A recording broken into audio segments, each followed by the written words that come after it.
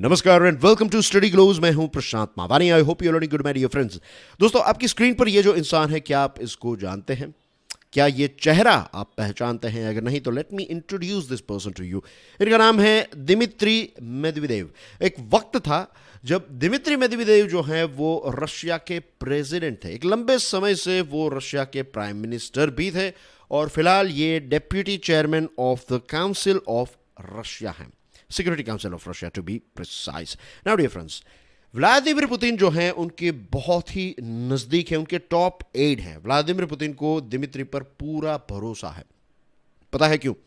एक वक्त था जब रशिया में कुछ ऐसे रूल्स थे कि आप 2 टर्म्स से ज़्यादा, यानी कि कंटिन्यूएशन में एक बार आप प्रेसिडेंट बने, उसके बाद आप दूसरी बार इलेक्ट होकर प्रेसिडेंट बने, तो थर्ड टाइम जो है वो आप इलेक्शन नहीं लड़ सकते। ऐसे रूल्स रशिया में थे। तो उस समय पर व्लादिमीर पुतिन ने दिमित्री को प्रेसिडेंट की पोस्ट दी और खुद व्लादिमीर पुतिन जो है वो प्राइम मिनिस्टर की पोस्ट पर बैठ गए। अब रशिया में सबसे पावरफुल पोस्ट जो है, of course we know it is president. जैसे हमारे देश में सबसे पावरफुल पोस्ट या फिर डी फैक्टो पावर जो है वो प्राइम मिनिस्टर के पास होते हैं, रशिया में डी फैक्टो पावर जो है वो प्रेसिडेंट के पास है। तो यू कैन इमेजिन कि एक व्यक्ति को अपनी कुर्सी दे दी, प्रेसिडेंट बना दिया। दिस रिमाइंड्स मी ऑफ जो पुरानी एक बाजीगर फिल्म है ना शाहरुख खान की, कि जो मदन चोपड़ा वाला जो पूरा किस्सा होता है कि जैसे मदन चोपड़ा घूमने के लिए कहीं पर जाता है तो शाहरुख खान जो होता है वो अपने कंट्रोल में सारी चीज़ें जो है वो ले लेता है। तो ऐसी चीज़ जो है वो दिमित्री मेदवेदेव जो है वो कर सकते थे, क्योंकि वो एक फुल टर्म के लिए रशिया के प्रेसिडेंट रहे। लेकिन उन्होंने ऐसा कुछ नहीं किया। था रीज़न इज़ के पुतिन को इन पर पूरा भरोसा है और इनको भी पुतिन की जो ताकत है उसका एक प्रकार का रियलाइजेशन, उनको पता है कि पुतिन जो है वो कितना इंपॉर्टेंट है उनके देश के लिए, और वो सेम विचारधारा वाले लोग जो हैं, सेम पार्टी सेम विचारधारा, थिंग्स लाइक दैट। अब मेदवेदेव के बारे में हम बात इसलिए कर रहे हैं क्योंकि उन्होंने एक बहुत बड़ा स्टेटमेंट दिया। स्टेटमेंट ये दिया है कि Russia will use atomic weapons. Russia अब न्यूक्लियर वेपन्स का इस्तेमाल जो है वो करेगा। अगर ज़रूरत पड़ी तो रशिया जो है वो दूसरी बार सोचेगा नहीं।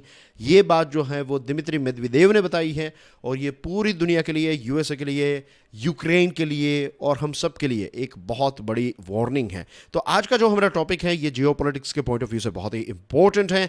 रशियाज न्यूक्लियर डॉक्ट्रिन को भी हम समझने वाले हैं। और आज का टॉपिक जो है वो इंपॉर्टेंट इसलिए भी है दोस्तों क्योंकि ये बात है लगभग 23 फरवरी 2022 की, राइट? तो 1-1.5 साल पहले की बात है। मीन्स 23 फरवरी से पहले का जो समय था, लगभग आप 2-3 हफ्ते जो है वो ऊपर से पकड़ लीजिए, जनवरी 2022 और फरवरी स्टार्टिंग जो है 2020, फर्स्ट 2-3 वीक्स। तो उस समय पर बहुत सारे एक्सपर्ट्स, एनालिस्ट्स जो हैं वो, जब रशिया उस समय पर यह कहता था कि हम यूक्रेन पर हमला बोल देंगे, हम हमला कर देंगे, तो उस समय पर बहुत सारे एक्सपर्ट्स कहते थे कि नहीं, this is just muscle flexing. Russia जो है वो डराने की कोशिश कर रहा है, सिर्फ धमका रहा है। रशिया जो है वो अभी ऐसी सिचुएशन में नहीं है, ब्ला ब्ला ब्ला। एनालिसिस कर रहे थे, ये वो कर रहे थे, और रशिया ने अटैक कर दिया। और लगभग कितने 1.5 साल से भी ज़्यादा वक्त जो है वो अब हो चुका है इस युद्ध का, इस नए कॉन्फ्लिक्ट का। तो अब अगर रशिया ये कह रहा है कि वो न्यूक्लियर वेपन का इस्तेमाल करेगा, then we should not take it lightly. Dmitri ने क्या कहा कि Moscow will have to use the atomic weapon if Kyiv's ongoing counter offensive was a success. जो कीव यानी कि यूक्रेन अभी जो काउंटर ऑफेंसिव कर रहा है, जो रशिया के खिलाफ यूक्रेन जो है वो लड़ाई लड़ रहा है, और अगर इसमें यूक्रेन को सफलता मिलती है और अगर रशिया को ऐसा लगा कि वो हार की तरफ है, तो फिर रशिया जो है वो न्यूक्लियर वेपन्स का इस्तेमाल करेगा। सोशल मीडिया पर दिमित्री ने ये बात बताई है। उन्होंने कहा कि अगर कोई ऐसी सिचुएशन होती है, उन्होंने बेसिकली एक इमेजिनेशन के बारे में बात की। उन्होंने कहा कि अगर कोई ऐसी सिचुएशन होती है जिसमें रशियन ट्रूप्स जो है, रशियन फोर्सेस को यूक्रेन कि जो टेरिटरी अभी रशिया के पास है, अगर वहाँ से रशियन सोल्जर्स को निकाला जाता है या फिर उनको खदेड़ दिया जाता है या फिर उन पर अटैक किया जाता है और उनको मारा जाता है एंड थिंग्स लाइक दैट, तो अगर हार का एहसास अगर हमें होने लगा तो फिर हम न्यूक्लियर वेपन्स का इस्तेमाल करेंगे। अब ये जो काउंटर ऑफेंसिव यूक्रेन का चल रहा है, मैं जानता हूँ, आप जानते हैं, पूरी दुनिया जानती है कि ये नेटो की मदद से हो रहा है। देखिए, यहाँ पर नेटो की भी बहुत गलती है, और अब रशिया या फिर यूएसएसआर की क्या गलतियाँ थी, नेटो की क्या गलतियां हैं या थी, इन सारी चीज़ों में हम डीप नहीं जा रहे हैं। बट वी ऑल नो कि यूक्रेन जो है वो इतने लंबे समय तक रशिया के सामने टिक नहीं सकता। ये तो नेटो के जो देश हैं वो यूक्रेन को सारा सपोर्ट प्रोवाइड कर रहे हैं, आर्म्स, पैसे एक्सेट्रा। तो इसकी वजह से यूक्रेन जो है वो एक फाइट जो है वो इतने लंबे समय तक कर पाया है। तो ये जो काउंटर ऑफेंसिव हैं ये it is clearly backed by, इसमें नेटो का पूरा सपोर्ट है।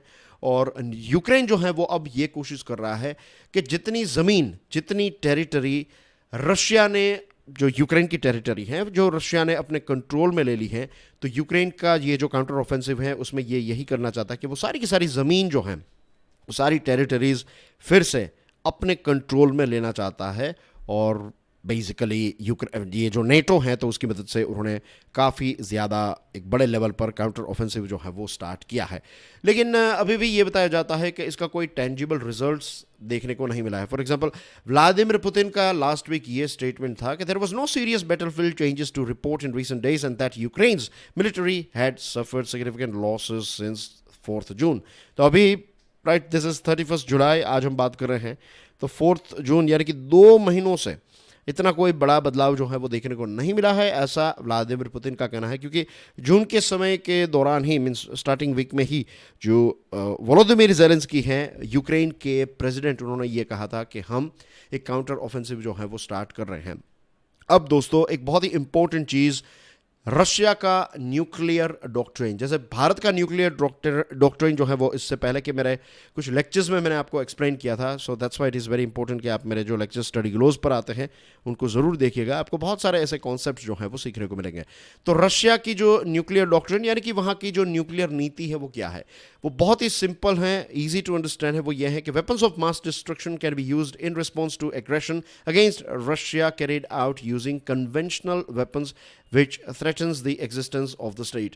बेसिकली अगर रशिया के ऊपर अटैक होता है और कन्वेंशनल यानी कि रेगुलर जो वेपन्स हैं, नॉन न्यूक्लियर वेपन्स के माध्यम से अगर रशिया पर अटैक हो रहा है और ऐसी सिचुएशन रशिया को दिख रही है कि अब हमारा एग्जिस्टेंस जो है, अब हमें सर्वाइव करना जो है रशिया के लिए इम्पॉसिबल हो जाएगा या फिर हमारे सर्वाइवल पर प्रश्न उठा है, तब रशिया जो है वो वेपन्स ऑफ मास डिस्ट्रक्शन यानी कि एटॉमिक वेपन्स का इस्तेमाल जो है वो कर सकता है। हमारे देश का जो न्यूक्लियर डॉक्ट्रिन है वो ये कहता है कि अगर हमारे ऊपर किसी भी देश ने न्यूक्लियर वेपन से अटैक किया तो फिर हम उस देश पर न्यूक्लियर वेपन से अटैक करेंगे। तो हमारी नो फर्स्ट यूज़ पॉलिसी है। रशिया का ऐसा है कि कन्वेंशनल वेपन्स, नॉर्मल वेपन्स भी अगर यूज़ किए और रशिया को लगा कि नहीं अब हमारा थ्रेट जो है, जो कहते हैं ना हम रेगुलर लैंग्वेज में कि पानी जो है वो अब नाक से ऊपर आने लगा है, तो ऐसे सिचुएशन में रशिया जो है वो न्यूक्लियर वेपन का इस्तेमाल कर सकता है।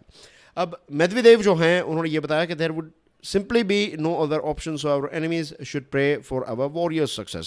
वो कहते हैं, मेदवेदेव कहते हैं कि कोई दूसरा ऑप्शन नहीं है, हमारे जो दुश्मन हैं उनको प्रार्थना करनी चाहिए कि रशिया के सोल्जर्स जो हैं वो जीत जाए। अगर रशिया के सोल्जर्स हारेंगे तो फिर न्यूक्लियर वेपन से रशिया अटैक कर देगा। इसको हाइपरबोले भी कहते हैं।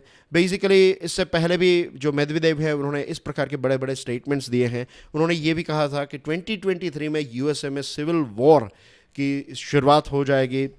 फिर उन्होंने ये भी कहा था कि अगर रशिया की हार हुई तो नए न्यूक्लियर युद्ध की शुरुआत होगी।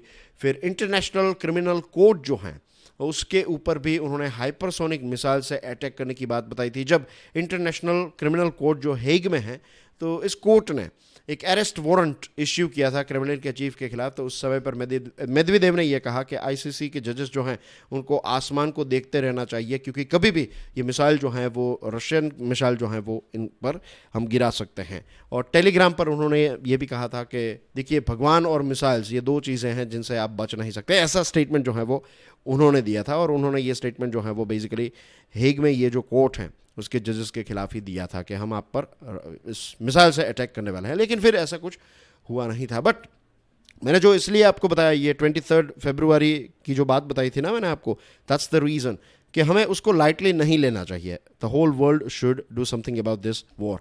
जाने से पहले डियर फ्रेंड्स, हमारे senior faculty doctor Mayurika Das ने डार्क साइकोलॉजी नाम का एक कोर्स बनाया है। ये आपके सेल्फ डेवलपमेंट के लिए बहुत ही इंपॉर्टेंट है। इस पर फिलहाल डिस्काउंट भी चल रहा है, दैट इज़ डार्क 40 कोड। तो ये कोर्स को आप स्टडी ग्लोज के मोबाइल ऐप से डाउनलोड कर सकते हैं and make the most out of it. इसी के साथ this is Prashant Mamani signing off. आप मेरे लेक्चर्स 2 यूट्यूब चैनल्स पर देख सकते हैं, एक स्टडी ग्लोज है और स्टडी ग्लोज में जो टॉपिक्स मैं कवर करता हूँ उसके अलावा जो दूसरे टॉपिक्स हैं आपको क्यूरियसली एजुकेशन पर मिल जाएंगे। God bless you all. जय हिंद।